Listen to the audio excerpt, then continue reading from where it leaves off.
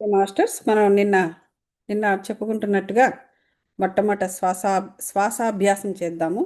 అంటే ఊపిరి పైకి తీసుకుని ఊపిరి పీల్చుకుని సహజ స్థితిలో 6 సెకండ్ల ఊపిరిని బిగబట్టి తర్వాత నెమ్మదిగా ఊపిరి వదలడం. అది ఎలా?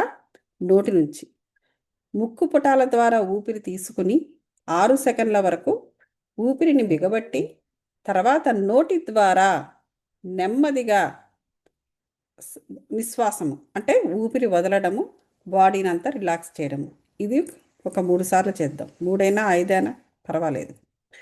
తర్వాత కాలి వ్రేళ్ల దగ్గర నుంచి బిగబడుతూ శరీరాన్ని మజిల్స్ అన్నింటినీ బిగబట్టి 6 సెకండ్స్ ఉంచి సడలించడం. అలాగే ఊపిరి పీల్చినప్పుడు బిగబట్టడము, ఊపిరి వదిలినప్పుడు సడలించడము.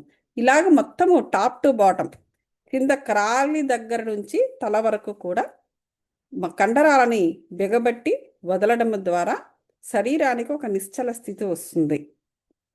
అట్లానే ఊపిరి బిగబట్టి 6 సెకండ్స్ ముక్కు ద్వారా ఊపిరి తీసుకొని నోటి ద్వారా ఊపిరి వదిలినప్పుడు ఏం జరుగుతుంది? ఊపిరితిత్తుల్లో ఉన్న అశాంతి, స్ట్రెస్, స్ట్రెయిన్ అంతా కూడా బయటికి వదిలేస్తాము. ఆ విధంగా మనము బాడీకి లోపల పైన కూడా ఒక నిశ్చల స్థితిని తీసుకొచ్చి అప్పుడు ధ్యానంలో కూర్చుంటాము. అప్పుడే విజ్డమ్ షేరింగ్ కూడా చేసినప్పుడు ఏమవుతుందంటే మన నిశ్చల స్థితిలో ఉండడం అనేది జరుగుతుంది. Masters, let's start. వెన్నెముక నిటారుగా పెట్టండి. ఆలోచన రహిత స్థితిలో ఉండండి మాస్టర్స్. 2 చేతులను కూడా వ్రేళ్లలో వ్రేళ్లు దూర్చుకుని కానీ, బ్రహ్మముద్ర కానీ లేదా open palms on the legs ఎలాగైనా సరే కూర్చుని నిశ్చల స్థితిలో శ్వాస మీద ధ్యాస పెట్టండి మాస్టర్స్. కళ్ళు మూసుకుంటే అంతా బ్లాంక్. దృశ్యాలు కానీ, రూపాలు కానీ ఏది కూడా కనబడని స్థితి, ఆలోచన రహిత స్థితి. ఇప్పుడు టేక్ ఎ డీప్ బ్రెత్. ఊపిరిని పూర్తిగా పీల్చండి ముక్కు పుటాల ద్వారా. ఊపిరిని అక్కడే హోల్డ్ చేయండి 6 సెకండ్స్. 1 2 3 4 5 6. ఇప్పుడు ఊపిరిని నోటి ద్వారా వదలండి. కంప్లీట్గా బాడీని రిలాక్స్ చేయండి.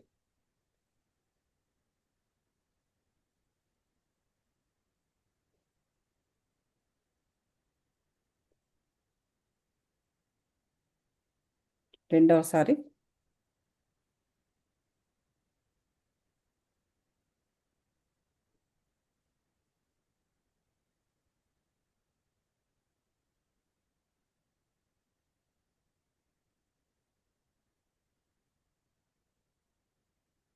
మూడవసారి.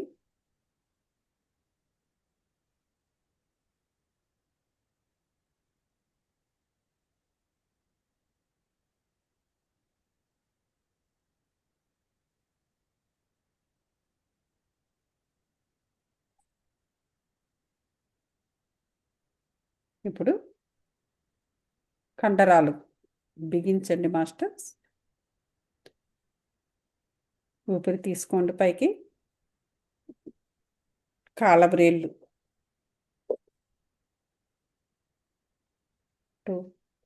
6 సెకండ్స్. ఇప్పుడు ఊపిరి సడలిస్తూ కండరాలను సడలించండి.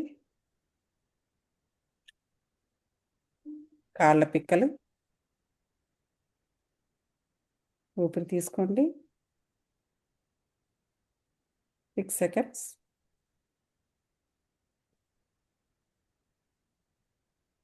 ఊపిరి వదలండి నోటి ద్వారా. అలాగే కండరాలను సడలించండి. అలాగే ఇదే విధానంలో కాలి తొడలు, ముడుకులు,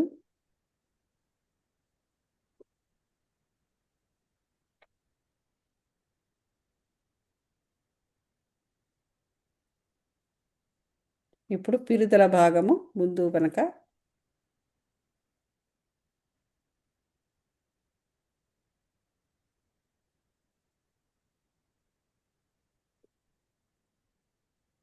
పొత్తి కడుపు ముందు వెనక భాగాలు, మళ్ళా పిరుదులు కూడా అందులోకి వస్తాయి.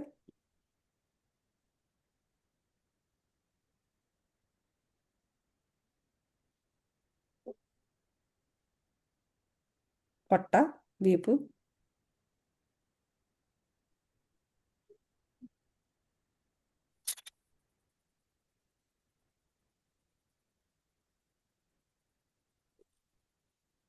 ఛాతీ భాగము ముందు వెనక,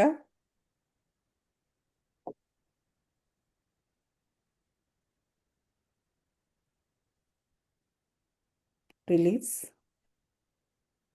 ఇప్పుడు చేతులు, చేతి వ్రేళ్ల దగ్గర నుంచి భుజాలు, చేతులు, ఆర్మ్స్.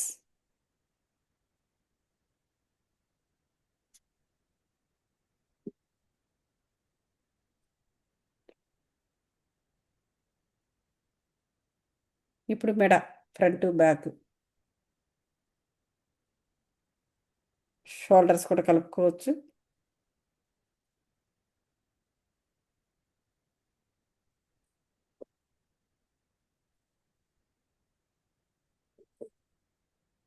ఇప్పుడు ముఖము, ఫ్రంట్ బ్యాక్,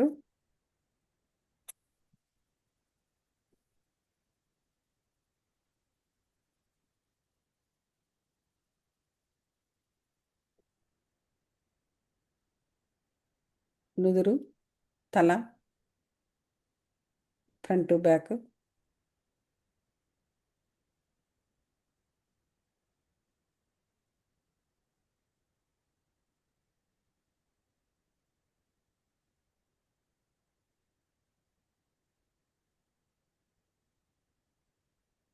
మొత్తం రిలాక్స్ అవనియండి మాస్టర్స్. బాడీ ఇప్పుడు ఎలా ఫీల్ అవుతున్నారు? మొత్తం ఆ బిగింపును వదిలిన తర్వాత చాలా తేలిగ్గా ఉంది కదా. ఇది ఇప్పుడు నిశ్చల స్థితి అనేది కుదురుతుంది. ఈ స్థితిలోనే ఇలా మెయింటైన్ చేయండి మాస్టర్స్. మనం విద్రం షేర్ చేద్దాం. ఇతరత్ర ఆలోచనలు ఏమీ పెట్టుకోకండి. శ్వాస మీద ధ్యాస ఉంటూ పెట్టుకుంటూ ఆలోచన రహిత స్థితిలో ఉంటూ నేను చెబుతున్నది వింటూ ఉండండి. ఏదో ఎక్కడైనా ప్రశ్నలు ఉంటే నన్ను తప్పకుండా ఆపి అడగండి. నన్ను మధ్యలో ఆపి అడగచ్చు. ఓకే. సో మనం నిన్నంతా శాంతి గురించి చెప్పుకున్నాం. శాంతి తరంగాన్ని ఎలా పట్టుకోవాలి? ఈ శరీరానికి శాంతి తరంగాన్ని పరిచయం చేయాలి మనం. అప్పుడు ఈ శరీరమే ఒక వాహనంలా ఆ తరంగాన్ని మనసుకి, బుద్ధికి, ఆత్మకి కూడా తీసుకెళ్తుంది. అప్పుడే మనము శాంతి అనే దాన్ని పొందడం అనేది జరుగుతుంది. నిన్నంతా మనం చెప్పుకున్నాం. ఇప్పుడు ఆత్మలోని శాంతి, ఆనందాలపై మనసును ఏకాగ్రం చెయ్యండి. ఇది కూడా చెప్పుకున్నాం.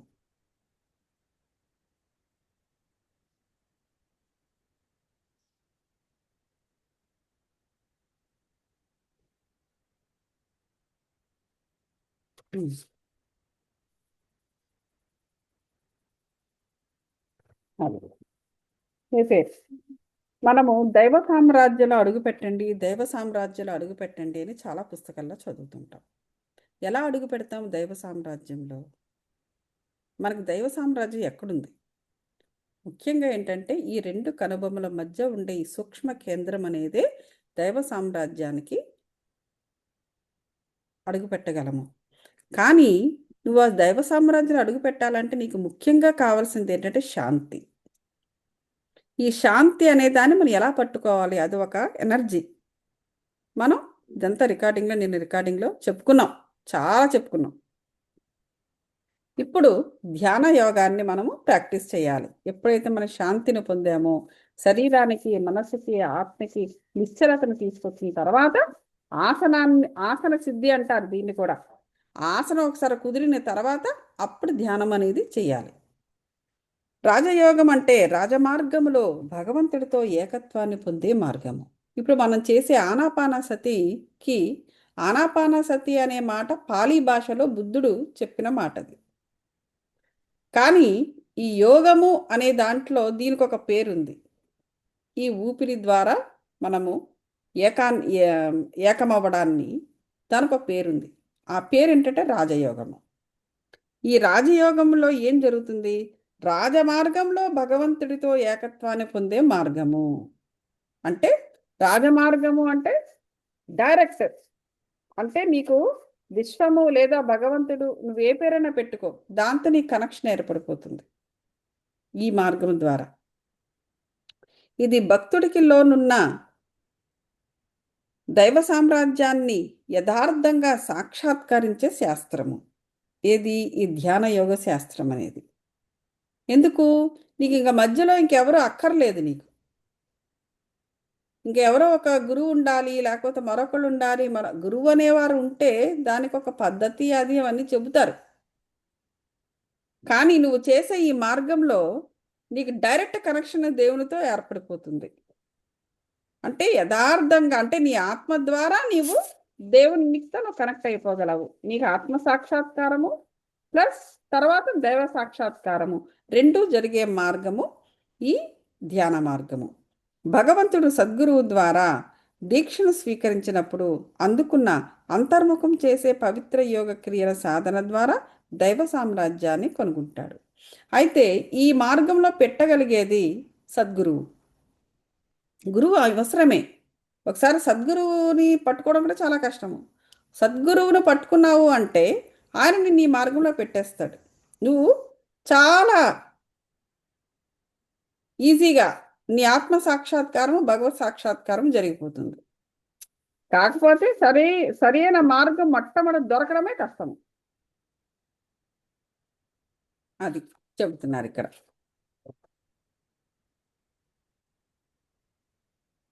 అది సో ఇక్కడ మనం ఏం అర్థం చేసుకోవాలంటే, అతీత చైతన్యానికి నిలయాలై దివ్యలోకాలకు ప్రవేశదారులై వెన్నెముక మెదడులో ఉన్న ప్రాణశక్తి చైతన్యాలకు నిలవైన సూక్ష్మ కారణ కేంద్రాలను మేలుకొలపడం ద్వారా సామ్రాజ్యాన్ని కనుగొంటాడు. మనం ఇంతకు మునిపే రాజయోగం బుక్ చదువుకున్నాం. అందులోని కారణ లోకాలని మాట్లాడాము. అదేంటి? సమాధి అని కూడా మాట్లాడుకున్నాము. సమాధి ఈ వీళ్ళందరూ ఏం చేస్తారు? గురువుసు మహాసమాధి చెందుతున్నాం అంటారు. మహాసమాధి చెందడం అంటే మరణం కాదు. అంటే ఏంటంటే ఇంకా చాలా లోపలికి వెళ్ళిపోవడం. ఇప్పుడు మనము మామూలుగా మెడిటేషన్ చేసేటప్పుడు ఏం జరుగుతుంది? మన సూక్ష్మ శరీరంతో మనము ఏకమవుతున్నాం. అందువల్ల ఆ సూక్ష్మ శరీరంతో ఏకమైనప్పటి వల్ల మనకి యాస్ట్రల్ ట్రావెల్స్ ఇవన్నీ జరుగుతూ ఉంటాయి. లోకాలకి వెళ్ళడము, చెందడం ఇవన్నీ మనకి తెలిసిపోతూ ఉంటుంది. ఎందుకు? ఎరుకలో ఉంటాం కాబట్టి. అదేంటి? సూక్ష్మ శరీరంతో ఏకమవడం వల్ల మనం అన్నీ కూడా చూస్తూ ఉంటాము, వింటూ ఉంటాము. ఇవన్నీ మన ఆత్మ వేరే లోకానికి వెళ్ళి అక్కడ ఏం జరుగుతుందో కూడా చూసుకుని వస్తూ ఉంటుంది. ఇది మనము ధ్యానంలో ఇవి ఎక్స్పీరియన్సెస్ చేస్తూ ఉంటాము. ఎందుకు? సూక్ష్మ శరీరం దాన్నే ఇంగ్లీష్లో ఏమంటారు? Subconscious mind, meditative state. Subconscious మైండ్గా మెడిటేటివ్ స్టేట్లోకి వెళ్ళడం అంటారు. మెడిటేటివ్ స్టేట్ అంటే నువ్వు సబ్కాన్షియస్ మైండ్లో ఉండడము అని అర్థం. ఇంకా అక్కడ సైంటిఫికల్గా ఆల్ఫా తీటా ఇట్లాంటి ఏవన్నీ, తీటా కాదు, గామా ఇట్లాంటివన్నీ మాట్లాడుతూ ఉంటారు. అది సైంటిఫికల్గా ఈ బ్రెయిన్ యొక్క తరంగాలను విభజించినప్పుడు వాటి గురించి మాట్లాడేటప్పుడు అంటే ఇదేంటంటే ఈ ఆధ్యాత్మికత అనేది స్పిరిచువల్ సైన్స్. ఇది సైన్స్తోనూ కొలాబరేట్ అయి ఉంటుంది, ఆ బ్రెయిన్ వేవ్స్తోనే కొలాబరేట్ అయి ఉంటుంది. ఆ సబ్కాన్షియస్ మైండ్లో వెళ్తున్నాము అంటే అక్కడ మన మెడిటేటివ్ స్టేట్, యాక్చువల్గా రియల్ మెడిటేటివ్ స్టేట్ అక్కడ నుంచి స్టార్ట్ అవుతుంది. సో సూక్ష్మ శరీరంతో మనం ఏకమై ఉంటాము. ఆ తర్వాత ఇంకా లోపలికి వెళ్ళినప్పుడు, ఇంకా డీప్ మెడిటేటివ్ స్టేట్లోకి వెళ్ళినప్పుడు నెక్స్ట్ ఏమవుతుందంటే మనము ఆనందమయ కోశముతోటి మనము టచ్ అవుతాము.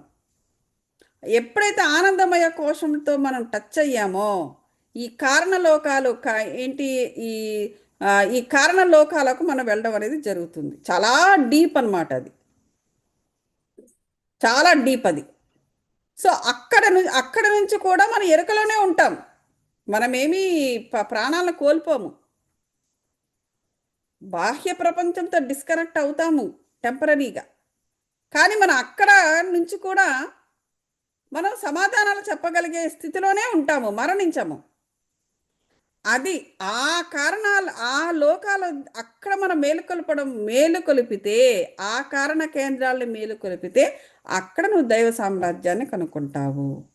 దీని అంతటికీ ఇంకా నీకేం కావాలి? శాంతి కావాలి.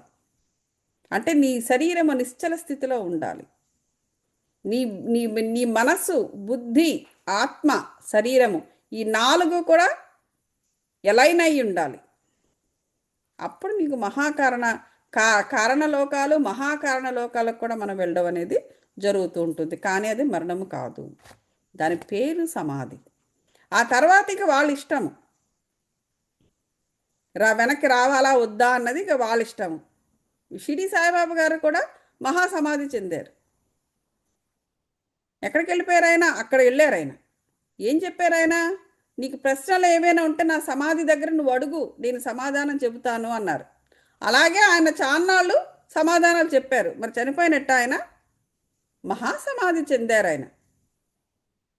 వాళ్ళకి ఏంటంటే భూగృహాల్లోకి వెళ్ళడము, అక్కడ చేయడము, లేకపోతే కేవ్స్లోకి వెళ్ళడము, అక్కడ మహాసమాధిలోకి వెళ్ళడము, ఇట్లాంటివి ఆ సాధనలకు అవసరమైన అనువైన ప్రదేశాలు కాబట్టి వాళ్ళు అలాంటివి చేస్తూ ఉంటారు యోగులు అనేవాళ్ళు. ఇక తర్వాత వారి ఇష్టం, ఇంకా ఆయన రాలేదు వెనక్కి, ఇట్స్ గాన్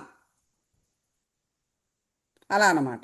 సో ఇవన్నీ ఏంటంటే ఇవన్నీ అతీతమైన చైతన్యాలు. వీటన్నిటికీ నిలయము ఏంటంటే దైవ సామ్రాజ్యమే. సో వాటికి ప్రవేశ ద్వారాలు ఏమిటండి? ఇటువంటి దివ్యలోకాలకి వెళ్ళాలి అంటే నీ శరీరం నువ్వు వాడాలి. నువ్వు నీ శరీరంలో ఆ ప్రవేశ ద్వారాలు ఏమిటి? ఒకటి వెన్నెముక. వెన్నెముక చాలా ఇంపార్టెంట్. వెన్నెముక కూర్చోడానికి, నిలబడడానికి, పడుకోవడానికే కాకుండా నువ్వు స్పిరిచువల్గా ఎదగాలన్నా కూడా ఈ వెన్నెముక కారణం. చాలామందికి వెన్నెముక దెబ్బ తగులుతూ ఉంటుంది, ఎక్కడో పడిపోవడం అట్లాంటివి, లేకపోతే వెన్నెముకలకు ఆపరేషన్స్ అవుతూ ఉంటాయి. అది చాలా దయనీయమైన పరిస్థితి.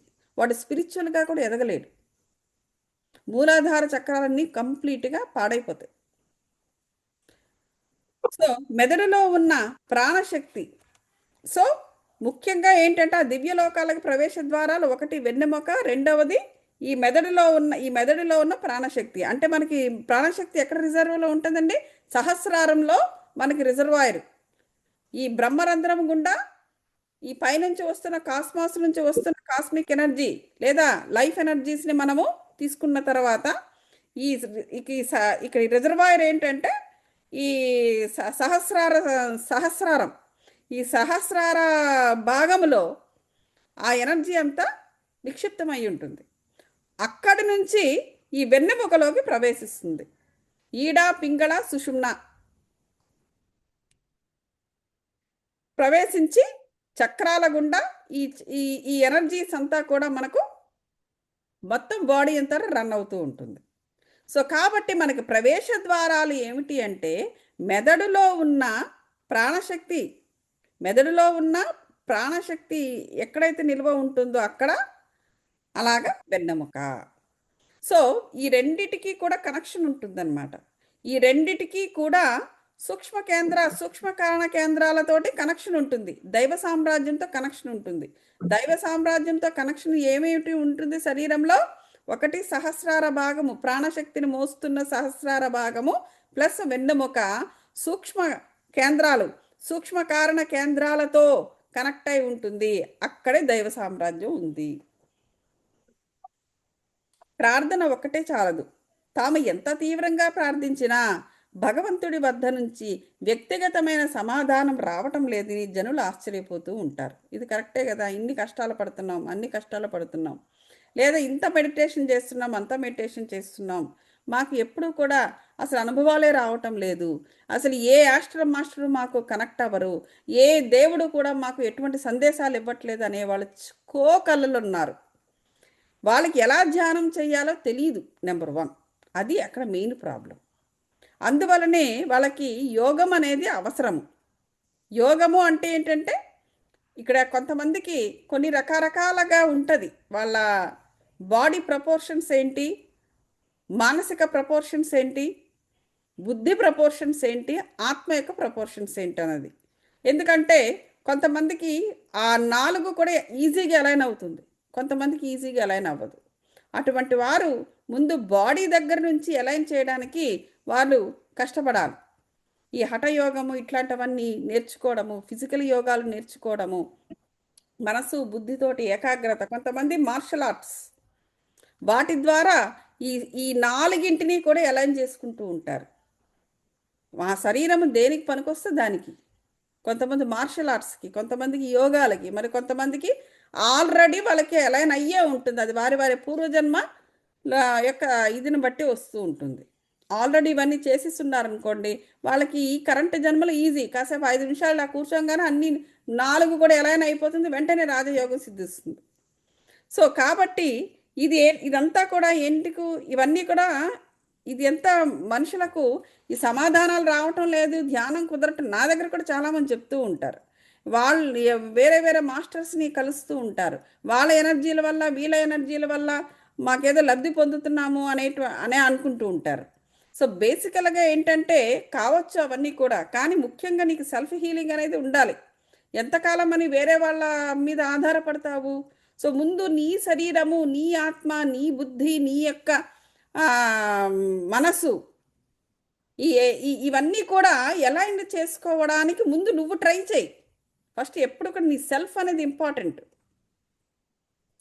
సో కాబట్టి ఈ సెల్ఫ్ రియలైజేషన్ అనేది ఎప్పుడైతే మానవుడు చేసుకోగలుగుతాడో ఆటోమేటిక్గా ధ్యాన ప్రక్రియల సాధన కోసము వాడు నెమ్మదిగా మనసు పెడతాడు.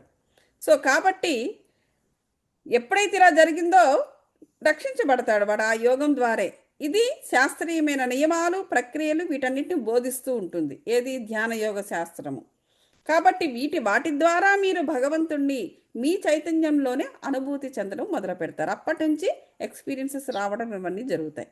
మీరు నిజంగా భగవంతుడితో సంసర్గము ఏర్పరచుకున్నప్పుడు మాత్రమే ఆయన మీకు స్పష్టంగా జవాబిస్తాడు. ఇది క్లియర్గా రాశారు. సో కాబట్టి ఇవన్నీ కూడా నువ్వు కేవలము ఏదో మానసికంగా ప్రార్థన చేస్తే దేవుడు వచ్చాడండి. ఈ శరీరము, బుద్ధి, మనసు, ఆత్మ వీటన్నిటినీ దానినే భక్తి యోగంలో నివేదన అంటారు. ఆత్మను నివేదించండి అంటారు. ఆత్మని ఆత్మ నివేదనని వినే ఉంటారు, సినిమాల్లో కూడా వాడుతుంటారు. ఆత్మ నివేదన అంటే అర్థం ఏమిటి? ఆత్మ నివేదన, నువ్వు ఆత్మను నివేదన నువ్వు చేస్తున్నావు దేవుడికి లేకపోతే అమ్మవారికి అంటే అర్థం ఏంటంటే ఇవంతా కూడాను నీకు ఎలైన్ అవ్వాలి. అప్పుడే నువ్వు నివేదన చేసినప్పుడు నీకేం జరుగుతుంది? నువ్వు ఆ దైవంతో నువ్వు కనెక్ట్ అవుతావు. అంటే భక్తి యోగంలో ఉండేటప్పుడు మనం వినే మాటలు అక్కడ ఆ టెర్మినాలజీ డిఫరెంట్. అది సరిగా ఇక్కడ స్పిరిచువాలిటీలోకి వచ్చినప్పుడు దీని యొక్క టెర్మినాలజీ డిఫరెంట్, కానీ అర్థం సేమే. కానీ అక్కడ ఎవరు విప్పి చెప్పరు, ఎవరికి అర్థం కాదు అది. ఆత్మ నివేదన అంటే కాసేపు బలవంతంగా కాన్సన్ట్రేట్ చేసి దేవుణ్ణి మొక్కుకోవడం అనుకుంటారు, అది నిజం కాదు అది. సో నువ్వు సరిగ్గా నీకే అర్థం కానీ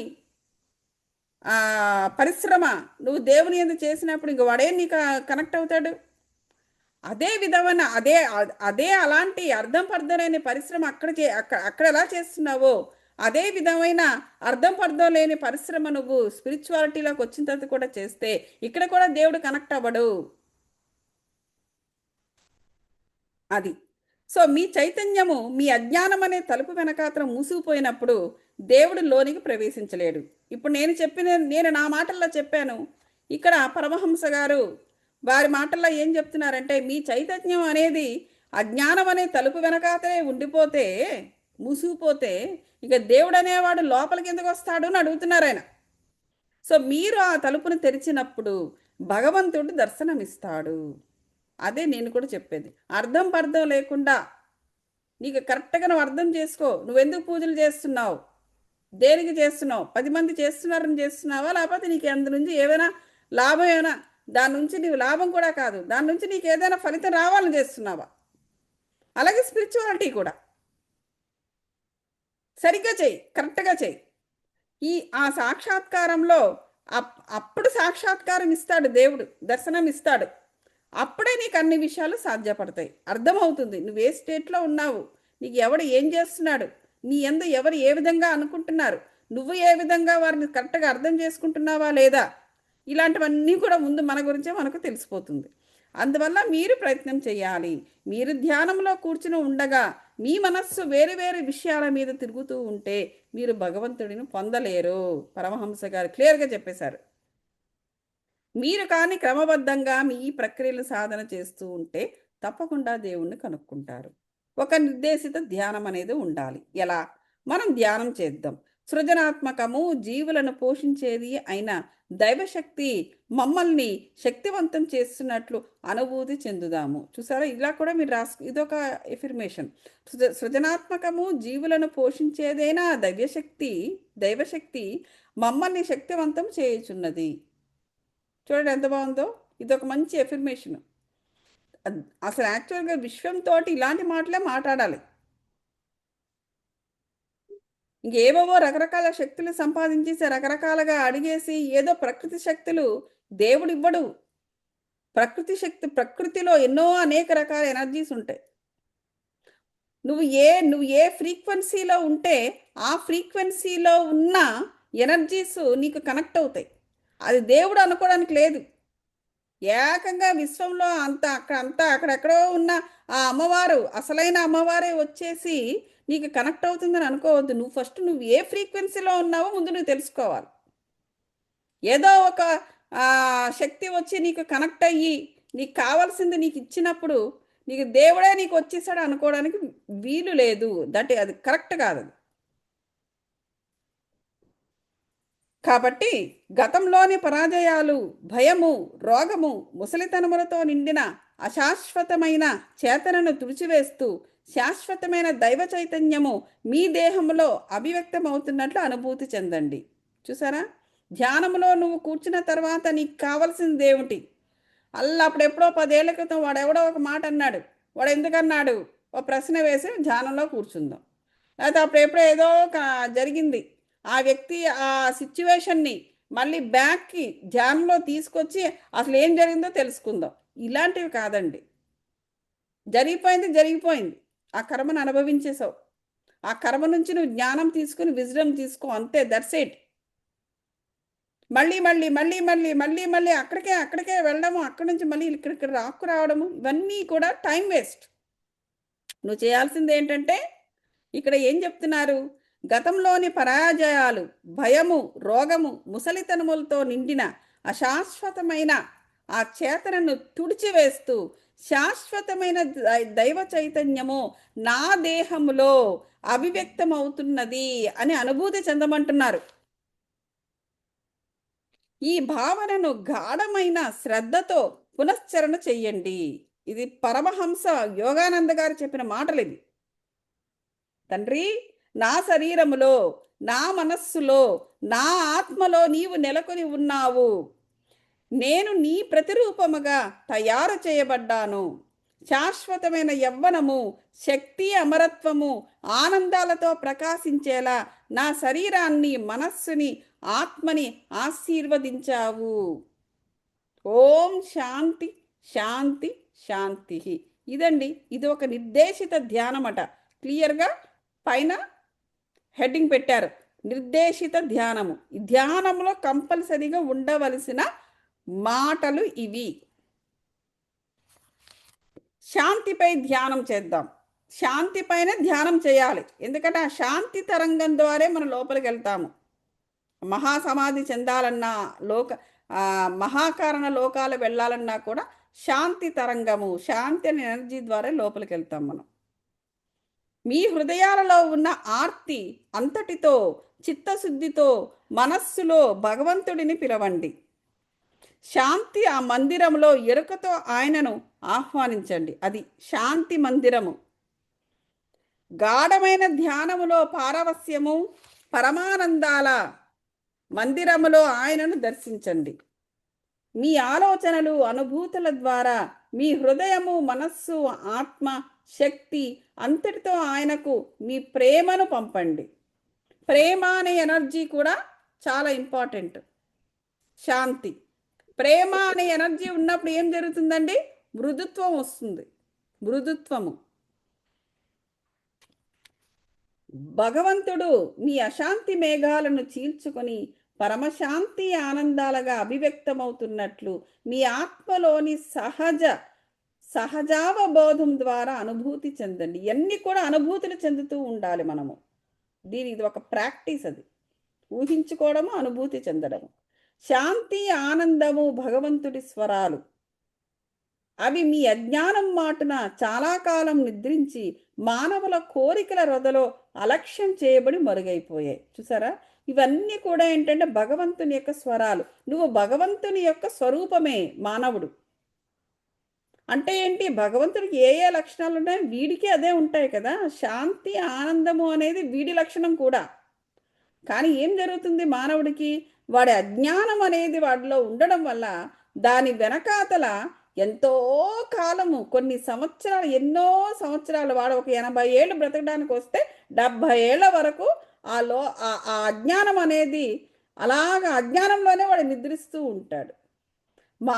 ఎప్పుడు చూసినా మానవుడికి కోరికల యొక్క రొద ఎక్కువ. ఆ రొదలో పడిపోయి ఈ శాంతి, ఆనందము అనేటువంటి భగవంతుని స్వరాలను వాడు అలక్ష్యం చేస్తాడు. అందువల్ల పూర్తిగా అవి అయిపోతాయి. ఎక్కడి నుంచి? మానవ జీవితంలో నుంచి అని చెప్తున్నారు. దైవ సామ్రాజ్యము సరిగ్గా మీరు కళ్ళు మూసుకున్నప్పుడు కనిపించే చీకటి వెనుక ఉంటుంది. చూసారా, మన కళ్ళు మూసుకుంటాం, నేను అదే చెప్తాను. నేను ఆలోచన రహిత స్థితిలో మనం కూర్చోవాలి కదా. ఆలోచన రహిత స్థితి అంటే ఇంక వేరే దృశ్యాలు, మనుషులు, వాళ్ళు వీళ్ళు, చుట్టుపక్కల విషయాలు, కుక్క పిల్లలు, అవి ఇవి ఏవి కనపడవు నీకు. అక్కడ డార్క్గా నీకు కనిపించకపోయినా బ్లాక్గా ఉంటుంది. అది ఆలోచన రహిత స్థితి. ఈ చీకటి వెనకాతల ఉండేది దైవ సామ్రాజ్యం. మనము పూర్ణాత్మ యొక్క వర్క్షాప్ చేసినప్పుడు ఆ కాన్షియస్నెస్ని, చైతన్యాన్ని ముందుకు తీసుకెళ్లాలనేటువంటి ఒక సాధన ఉంది. తీసుకెళ్ళినప్పుడు నీకు ఒక తలుపు కనిపిస్తుంది. ఆ చీకట్లోంచి మనం వెళుతూ వెళుతూ వెళుతూ ఉన్నప్పుడు, ఒక కొండను ఊహించుకుని మనం ముందుకెళ్తున్నప్పుడు ఒక తలుపు కనిపిస్తుంది. ఆ తలుపును దాటి నువ్వు లోపలికి వెళ్ళగలిగావు అంటే నువ్వు అక్కడ పూర్ణాత్మ అక్కడ ఉంటాడు, నువ్వు చూసావన్నమాటే. మనం ఆ సాధన చేసాం, మీకు గుర్తుందో లేదో. సో అదనమాట. ఆ చీకటి లేదా ఆ బ్లాంక్నెస్ తర్వాత ఉండే సామ్రాజ్యమే దైవ సామ్రాజ్యం. అది. సో కాబట్టి అది చెబుతున్నారు. దానిలోనికి తెరుచుకునే మొదటి ద్వారం చూసారా, ఇక్కడ ద్వారము, అది శాంతి. దాన్ని తెరుచుకున్న తర్వాత నువ్వు గుమ్మం దగ్గర ఉండిపోయా, నీ చైతన్యం ఎంతవరకు నిన్ను తీసుకెళ్ళింది అనేది మనం మెజర్ చేసుకోవచ్చు. నీ స్థాయి ఏమిటో మనకు తెలుస్తుంది. కావాలంటే మళ్ళీ ఒకసారి అది తీసి ఒక రోజు చేద్దాం. నీ యొక్క ఆత్మ యొక్క స్థాయి ఏమిటో నీకు తెలుస్తుంది. నువ్వు కొంచెం దూరమే వెళ్ళావా, చాలా దూరం వెళ్ళావా, తలుపు వరకు వెళ్ళి అక్కడే ఆగిపోయావా, తలుపు ఓపెన్ అయిన తర్వాత నువ్వు తలుపు దాటి లోపలికి వెళ్ళావా లేదా, నీ ఆత్మ యొక్క చైతన్యం ఎంతవరకు ఉందన్నది కూడా నీకు తెలుస్తుంది. ఎప్పుడో చనిపోయిన తర్వాత తెలియాల్సిన అవసరం లేదంటే మనం ఇప్పుడే అన్ని తెలుసుకోవచ్చు. లోపల బయట అంతటా ఆ శాంతి వ్యాపిస్తున్నట్లు అప్పుడు కూడా మనం శాంతిని ధ్యానం చేసాము, గుర్తుందా మీకు? కంటిన్యూస్గా శాంతి ధ్యానం చేసిన తర్వాతే మనం వచ్చేసాము. అంటే ఇలా చేయలేదు, మరోలా చేసాము, ఆ బుక్లో ఉన్నట్టుగా. కాబట్టి లోపల బయట అంతటా కూడా శాంతి వ్యాపిస్తున్నట్లుగానే మన అనుభూతి చెందాలి. ఇప్పుడు కూడా మనం శాంతిగానే, ఇంకేది ఆలోచించకండి, శాంతితోనే ఉన్నాము. ఇక ఇప్పుడు నేను చెబుతున్నది మనం మాట్లాడుకుంటున్నాము. ఆ శాంతిలోనే మీరు లీనమైపోండి. గాఢంగా ఊపిరి పీల్చండి. ఊపిరి ఎంత గాఢంగా పీలిస్తే అంటే గట్టిగా అని కాదు, గాఢంగా అంటే కంప్లీట్గా ఊపిరితిత్తుల నిండా మనం పీల్చామంటే అదంతా ప్రాణశక్తిని తీసుకుంటున్నట్టు లెక్క. అప్పుడు ఊపిరి వదులుతున్నామంటే లోపల ఉన్న అశాంతి, స్ట్రెస్, స్ట్రెయిన్ వదిలేస్తున్నట్టు లెక్క. ఊపిరి గురించి మర్చిపోండి, నాతో పాటు ఇలా చెప్పండి అని కూడా అంటున్నారు. ఏంటి తండ్రి? ప్రాపంచికమైన స్వర్గలోక సంబంధమైన శబ్దాలన్నీ సద్దుమణిగిపోయాయి అంటే మనం అలా ఎఫర్మేషన్స్ ఇలాంటివి ఇచ్చుకోవాలండి. ఎప్పుడు కూడా దేవుడి దగ్గరికి, దేవుడిని కనెక్ట్ అవ్వడానికి మనం ట్రై చేయాలి. ఈ ప్రాపంచికపరమైన వాటిని సాధించుకోవడానికి ఈ రకరకాల ఎఫర్మేషన్స్ ఇవ్వడము, అది దేవుడే ఇస్తున్నాడని కాదు. నువ్వు ఏ ఫ్రీక్వెన్సీలో అంటే ఆ ఫ్రీక్వెన్సీలో ఏవో శక్తులు ఉంటాయి, వాటికి కనెక్ట్ అవుతున్నావు అంతే. తండ్రి, ప్రాపంచికమైన స్వర్గలోక సంబంధమైన శబ్దాలన్నీ సద్దుమణిగిపోయాయి. నేను ప్రశాంతతా మందిరంలో ఉన్నాను. శాశ్వతమైన నీ శాంతి సామ్రాజ్యం దొంతర దొంతరలుగా నా దృష్టి ముందు వ్యాపించి ఉంది. చాలా కాలంగా చీకటి వెనుక దాక్కున్న ఈ అనంత సామ్రాజ్యం నాలో ప్రత్యక్షమై ఉందిగాక. శాంతి నా శరీరాన్ని నింపేసింది, శాంతి నా హృదయాన్ని నింపేసింది, నా ప్రేమలో నివసిస్తోంది. లోపల బయట అంతటా శాంతే. భగవంతుడంటేనే శాంతి. నేను ఆయన బిడ్డను. నేను శాంతిని, భగవంతుడు నేను ఒకటే. అనంతమైన శాంతి నా జీవితం చుట్టూ ఆవరించి ఉంది. ఇంకా అశాంతి అనేది ఇంకెప్పుడు రాదండి. అనంతమైన ఇది తప్పకుండా ఇచ్చుకోవాలి మీరు అందరూ కూడా. అనంతమైన శాంతి నా జీవితం చుట్టూ ఆవరించి ఉంది. శాంతి నా జీవితంలోని అన్ని క్షణాలలో వ్యాపించే ఉంది. నాకు శాంతి, నా కుటుంబానికి శాంతి, నా దేశానికి శాంతి, నా ప్రపంచానికి శాంతి, నా విశ్వానికి శాంతి కలుగుగాక. ఇంత మిగతా ఇవన్నీ కూడా శాంతిగా ఉంటేనే మనం శాంతిగా ఉంటామండి. మనం చదువుకున్నాము ముక్తికి మార్గము, ముక్తి, పరిముక్తి, మహాపరిముక్తి. మన ఒక్కలవి మన అరిషడ్వర్గాల నుంచి మన దుఃఖాన్ని జయించేసి నాకు ముక్తి వచ్చేసిందంటే అయిపోదు. మన చుట్టూ ఉన్న వ్యవస్థ కూడా దుఃఖాన్ని, మన చుట్టూ ఉన్న వ్యవస్థలోంచి కూడా దుఃఖాన్ని పోగొట్టాలి. లేకపోతే నువ్వు సుఖంగా ఉంటా, ఆ పక్కోడు వాడు భరించలేడు. వాడు ఎలాగైనా నిన్ను ఆ దుఃఖంలోకి లాగుతాడు. కాబట్టి వాడి దుఃఖాన్ని కూడా మనము హరించేలా చేయాలి. అప్పుడే మనం ఏమవుతామండి, బోధిసత్వం వస్తుంది. ముక్తి మన నుంచి మన ముక్తి అంటే మన దుఃఖం నుంచి మనం బయటపడిపోతే మన అరిహంతులు అవుతాం. మన చుట్టూ ఉన్న వ్యవస్థ యొక్క దుఃఖాన్ని కూడా మనం తీసి పడేస్తే ఏమవుతాము, బోధిసత్వం అవుతుంది. Next promotion. ఆ తర్వాత ఉండేది పరిముక్తే, మహాపరిముక్తి, మహానిర్వాణం. అదే చెందాడు ఆయన బుద్ధుడు. అప్పుడు ఆ బుద్ధుడు అవుతాం అన్నమాట. చూడండి, బుద్ధుళ్ళు అవ్వాలి అంటే ఎంత స్టేజెస్ ఉన్నాయో. ముందు అరిహంతులు అవ్వడానికి ఇప్పుడు నానా కష్టాలు పడుతున్నాం మనం. అది విషయము. కాబట్టి దివ్యజనక అది అన్ని దేశాలకు శుభం కలుగుగాక, అన్ని ప్రాణులకు శుభం కలుగుగాక. ఎందుకంటే అందరూ నా సోదరులే. భగవంతుడు మాకందరికీ తండ్రి, సత్యము, భగవంతుడు నాయకులుగా ఉన్న ప్రపంచ సంయుక్త రాష్ట్రాల్లో మనము నివసిస్తున్నాము. దివ్యజనక, స్వర్గములో వలె నీ శాంతి సామ్రాజ్యము భూమిపైకి వచ్చుగాక. అప్పుడు మనమందరము మనల్ని విభజించే సామరస్యలేమి నుంచి విముక్తిని పొంది శరీరము, మనస్సు, ఆత్మలలో నీ ప్రపంచ పరిపూర్ణ పౌరులుగా తయారవుతాము. చూసారా, ఒక సపరేట్ గవర్నమెంట్ దేవుడు. ఆయన గవర్నమెంట్లో కూడా మనం పౌరులు అవ్వాలి. ఎంతసేపు ఈ భూమి మీదే కాదు. దైవం ఇచ్చే జవాబును అనుభూతి చెందే వరకు ధ్యానించండి. చూసారా, దైవము మీకు కనబడి జవాబిచ్చేంత వరకు, ఆ అనుభూతి చెందే వరకు ధ్యానించమంటున్నాడు. కనుబొమ్మల మధ్యనున్న ఈ కూటస్థ చైతన్య కేంద్రం ఏంటంటే ఇదే మనం మూడో కన్ను అంటాము. దీనికే ఈ కూటస్థ అంటే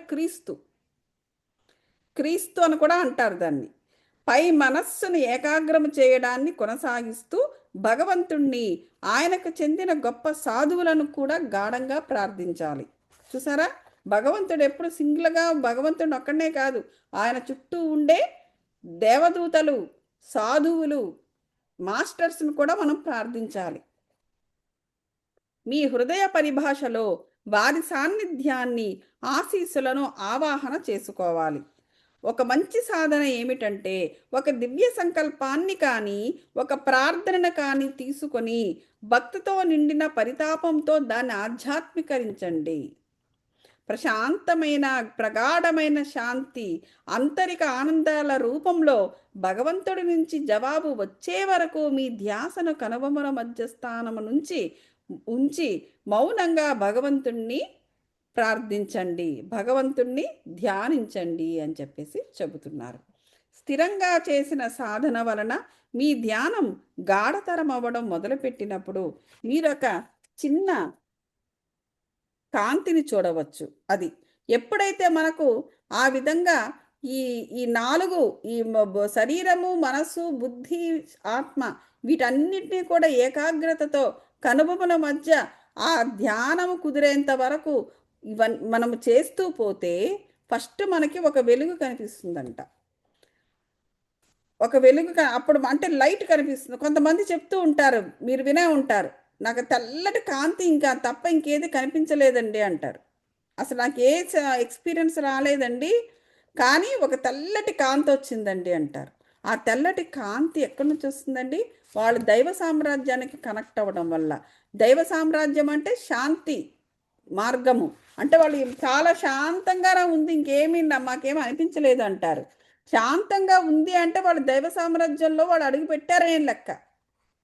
ఇంకా దానిని వాళ్ళు గాఢతరంగా చేస్తూ చేస్తూ పోతూ ఉంటే అప్పుడు వాళ్ళకి ఈ దైవము వారికి ఏమైనా సందేశాలు ఇవ్వడమో అట్లాంటివన్నీ జరుగుతాయి.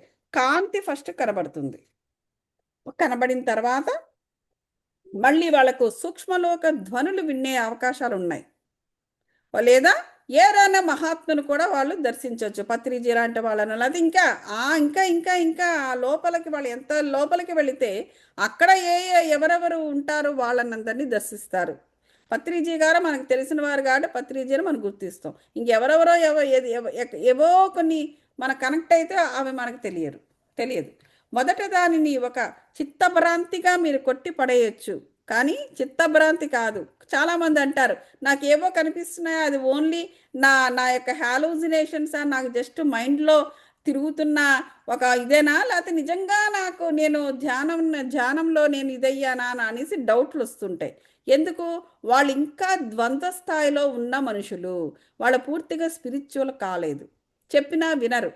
అది కేవలం నా భ్రాంతి అయి ఉండొచ్చండి, లేదంటే నిజంగా నేను ధ్యానంలో ఉన్నానా. నన్ను కూడా చాలామంది అడుగుతుంటారు, నిజంగా ధ్యానంలో ఉన్నావమ్మా అని చెప్పినా కూడా వాళ్ళకి డౌట్ ఉంటుంది.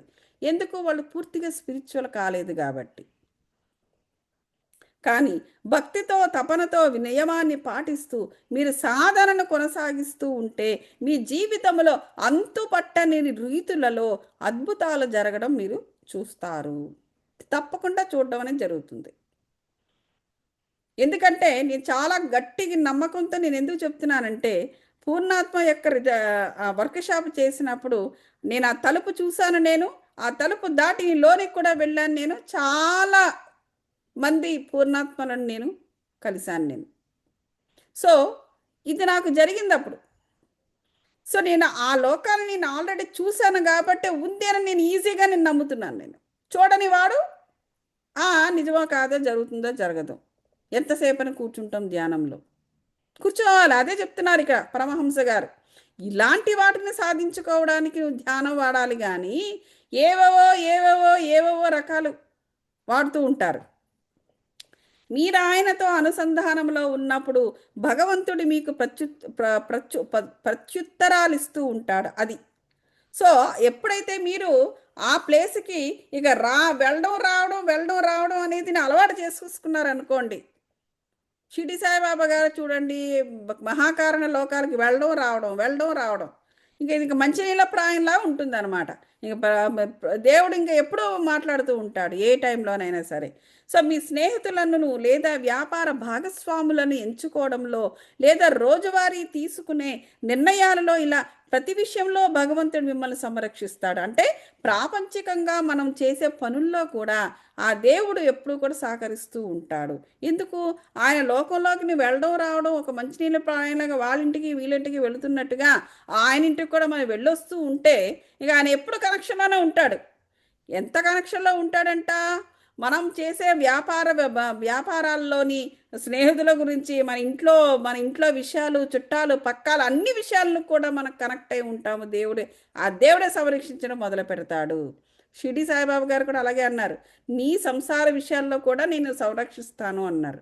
అంటే నువ్వు నాతో అంతలాగా నువ్వు కనెక్షన్లో ఉంటే నేను నీతో అంతలా కనెక్షన్లో ఉంటాను అని అర్థం.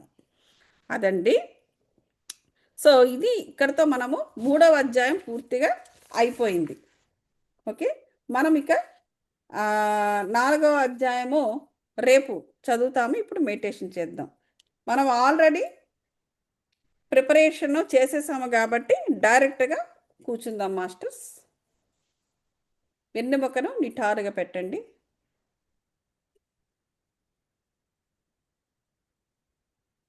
ఆలోచన రహిత స్థితిలో ఉంటూ కాస్మిక్ పాజిటివ్ డివైన్ ఎనర్జీస్ని మనము యాక్సెస్ చేస్తున్నాం. కాస్మాస్ నుంచి, అనేక వెలుగు మండలాల నుంచి light energies, healing, golden rays healing energies, bright light energies masters, అలాగే ప్రాణశక్తి, ఈ ఎనర్జీస్లో నిక్షిప్తమై ఉన్న అనేక డివైన్ గురుశక్తి, డివైన్ ఏంజలిక్ శక్తి, అనేక డివైన్ పూర్ణాత్మల యొక్క శక్తి, డివైన్ సోర్స్ యొక్క శక్తిని కూడా మనం యాక్సెస్ చేస్తున్నాం. ఊహించుకోండి మాస్టర్స్, బ్రైట్ ఎనర్జీస్ అంతా ఒక జలపాతం లాగా మన పైన ప్రవహిస్తున్నట్టుగా ఊహించుకోండి. అనుభూతిని చెందండి. పరమహంస గారు చెప్పినట్టు అనుభూతిని చెందండి. పరమహంస యోగానంద గారి ఎనర్జీస్ని కూడా ఒక జలపాతంలా మన పైన ప్రవహిస్తున్నట్టుగా అనుభూతి చెందండి మాస్టర్స్. మన ఆరా పూర్తిగా ఎనర్జీస్లో నిండి ఉంది.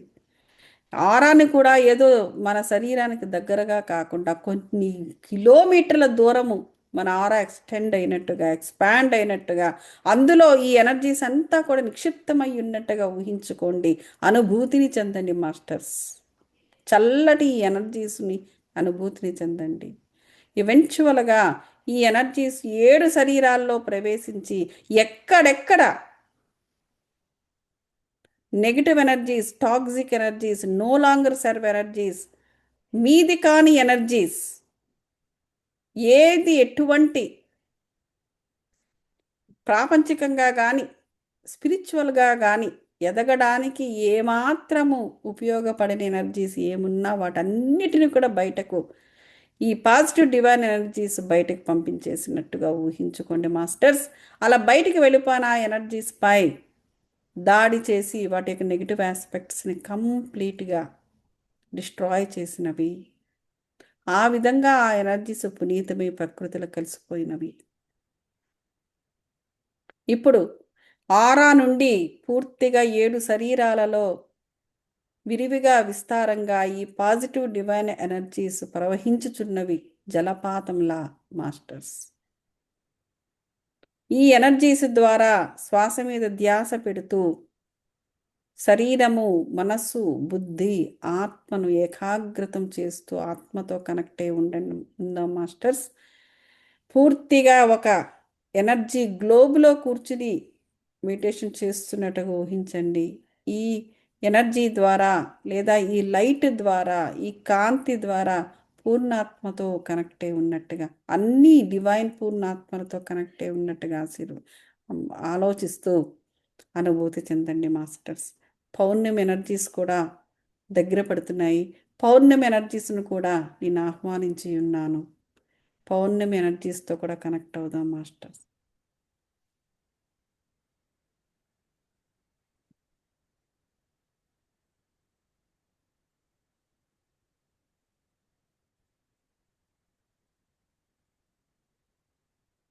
మ్యూజిక్ వినబడకపోతే నాకు చెప్పండి మాస్టర్స్.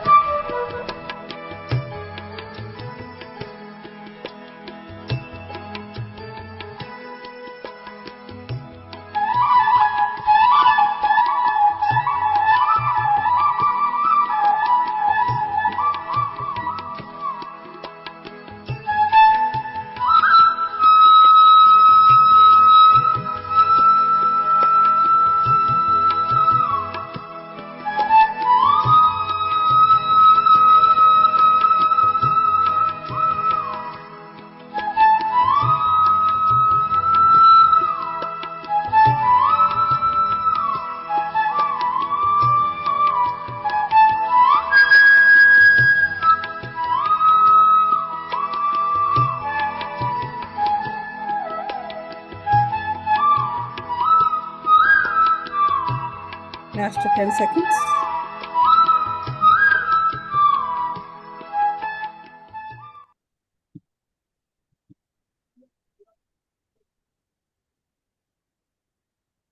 మాస్టర్స్, హై ఎనర్జీస్ నుండి నార్మల్ స్టేట్ ఆఫ్ మైండ్కి రావడానికి నెమ్మదిగా ట్రై చేయండి మాస్టర్స్. కాస్మిక్ పాజిటివ్ డివైన్ ఎనర్జీస్కి ధన్యవాదాలు తెలుపుకుందాము. పరమహంస యోగానంద గారి ఎనర్జీస్కి ధన్యవాదాలు తెలుపుకుందాము. అలాగే అనేక డివైన్ గురుశక్తి, డివైన్ ఏంజలిక్ శక్తి, డివైన్ సోల్స్ యొక్క శక్తికి ధన్యవాదాలు తెలుపుకుందాం మాస్టర్స్. పంచభూతాలకు, ప్రకృతి మాతకి ధన్యవాదాలు తెలుపుకుందాము. అలాగే జన్మనిచ్చిన తల్లిదండ్రులకు, సొసైటీకి ధన్యవాదాలు తెలుపుకుందాము. మీ 7 శరీరాలకు ధన్యవాదాలు తెలుపుకోండి masters. Thank you so much.